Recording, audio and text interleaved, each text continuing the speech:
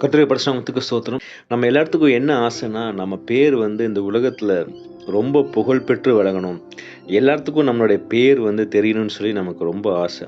ஆனா, உண்மையான ஆசை நமக்கு என்ன இருக்கணும்னா, பரலோகத்துல நம்ம பேர் புகழ் பெற்று விளங்குதா? கடவுள் சொல்ல முடியுமா? நம்மளை பார்த்து உண்மையும் உத்தமமான ஊழியக்காரன்னு சொல்ல முடியுமா? யோபுல வாசிக்கிறோம்.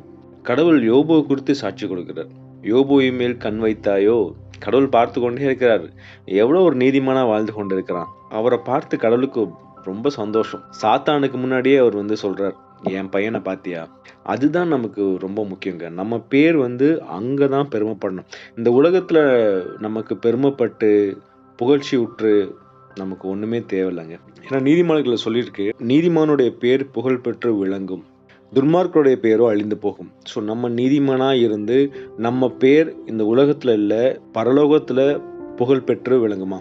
ஒரு நீதிமான்னா எப்படி இருப்பாருன்னு சொல்லி நம்ம நெறைய கேரக்டர்ஸ் நம்ம பைபிள்ல படிக்கலாம். அதுல முக்கியமான கேரக்டர் நம்ம தாத்தா நோவா தாங்க.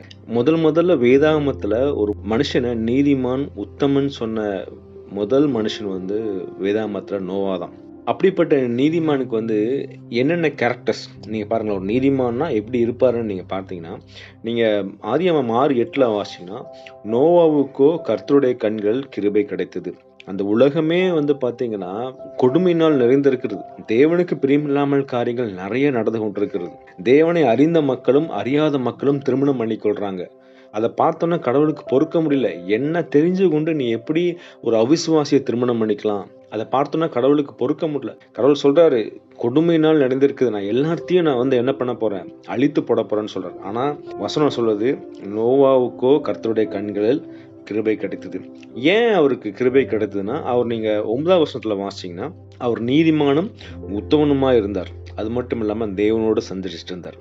ஸோ நம்ம இன்னைக்கு நீதிமானும், உத்தமனுமா இருந்தோம்னா, நம்ம தேவனோடு சஞ்சரிப்போம். அதாவது இங்கிலீஷ்ல பார்த்தீங்கன்னா, வாக் வித் காட்ன்னு போட்டிருக்கு. நம்ம கடவுளோட நடக்கிறோமா? கடவுளோட நடக்கிறது என்னன்னா, ஆவியானவர் சொல்றத எல்லாத்தையும் நம்ம அப்படியே கேட்கணும். பாருங்களேன், பேழை கட்ட சொல்றாரு கடவுளு. அப்படியே செய்றாரு. ஒரு வார்த்தை கேட்கல. "ஏன் கடவுளே கட்டணும்? எதுக்கு கடவுளே கட்டணும்? ஏன் இவ்ளோ பெருசு சொல்றீங்க? ஏன் இவ்ளோ சின்னது சொல்றீங்க? ஏன் இந்த மரத்துல கட்டணும்? மழைன்னா என்ன கடவுளே? மழை வருமா? நான் இதுவரைக்கும் பார்த்தது இல்லையே. நான் கட்டுனா எல்லாரும் எனக்கு ஹெல்ப் பண்ணுவாங்களா? எனக்கு காசு இருக்குமா? பணம் இருக்குமா? எல்லாரும் என்னை ஏளனமா பார்ப்பாங்களே! என் பிள்ளைங்க என்ன சொல்றத கேட்பாங்களா? என் மனைவி என்ன சொல்றத கேட்பாங்களா?" எதுவுமே கேட்கல. கடவுள் சொல்லிட்டாரா, "நான் செய்யப் போறேன்." அந்த ஒரு ஒபீடியன்ஸ் தாங்க. சொல்றத அப்படியே, "சரி கடவுளே, சரி கடவுளே." அந்த மாரி நம்ம இருக்கமா? கடவுள் சொன்னா எக்ஸாக்ட்டா ஃபாலோ பண்றோமா?